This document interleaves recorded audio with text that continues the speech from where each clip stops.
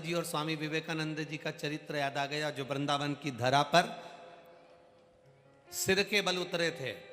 और किसी ने प्रश्न कर लिया था रामकृष्ण परमहंस जी से कि भगवान की बंसी में ऐसा क्या है जो लोग पूरी रात भगवान की बंसी का इंतजार करते थे और भगवान के साथ रास करते थे। रामकृष्ण परमहंस जी ने कहा, रात को सुबह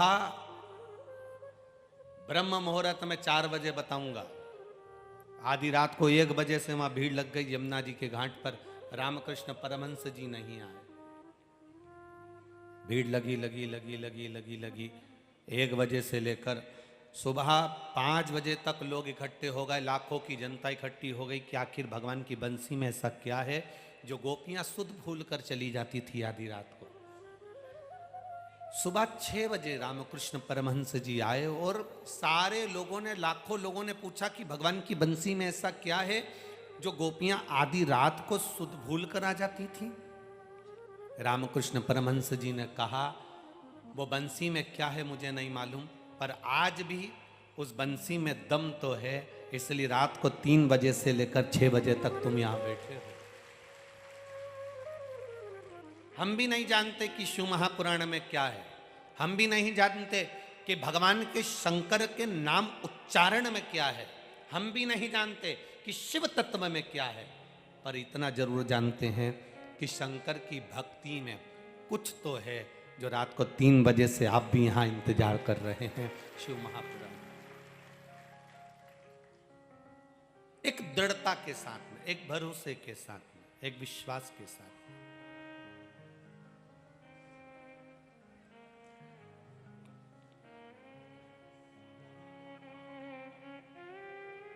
महाराज तात्या भोसले जी ने परिवार को, कुटुंब को, रिश्तों को, नातों को त्याग कर किसी गुरु की शरणागति ग्रहण करने का मन में भाव बनाया।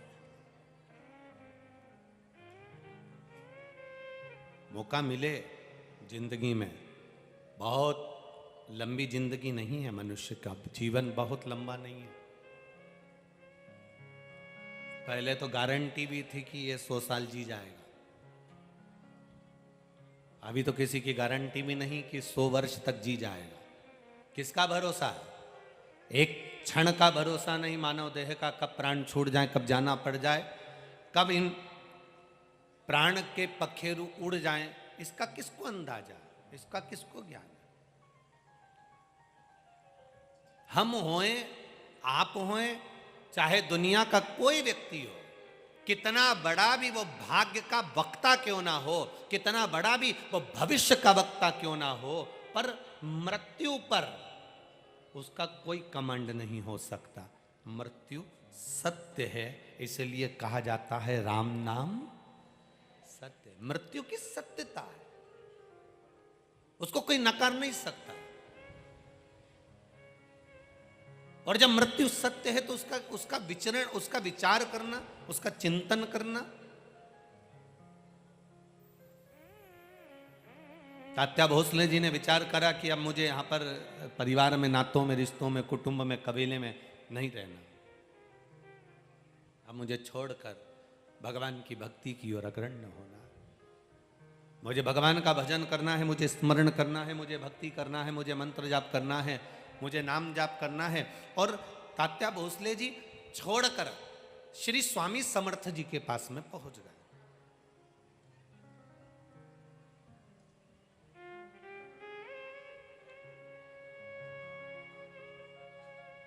और वो स्वामी समर्थ, दुनिया के लोग कहते हैं कि ये दत्त का अवतार है, दुनिया के लोग कहते हैं ये नरसिंह जी का अवतार है, पर कभी आपने अगर श्री स्वामी समर्थ जी का दर्शन किया हो तो उनके गले में एक रुद्राक्ष, अंतिम समय तक प्राण छोड़ने के कुछ देर पहले उन्होंने अपना रुद्राक्ष उतार कर अपने एक भक्त को दे दिया था। पूरी जिंदगी उनके गले में एक रुद्राक्ष पड़ा रहा, वो श्री स्वामी समर्थ जी थे। एक रुद्राक्ष अपने गले में धारण करते हैं। कोई कहता है कि दत्त के अवतार है, कोई कहता है शिव के अवतार है, कोई कहता है ब्रह्मा के अवतार है, कोई कहता है नारायण के अवतार है, कोई कहता है राम के अवतार है, कोई कहता है कृष्ण के अवतार है। पर कोई सद्गुरु, कोई संत, कोई साधु, कोई सन्यासी, कोई तपस्वी, कोई साधक, कोई उपासक जब भी भजन करता है, जब भी मंत्र जाप करता है, जब भी नाम जाप करता है, जब भी नाम स्मरण करता है, जब मंत्र में डूबा रहता है, नाम में डूबा रहता है, नाम स्मरण में डूबा रहता है, महाराज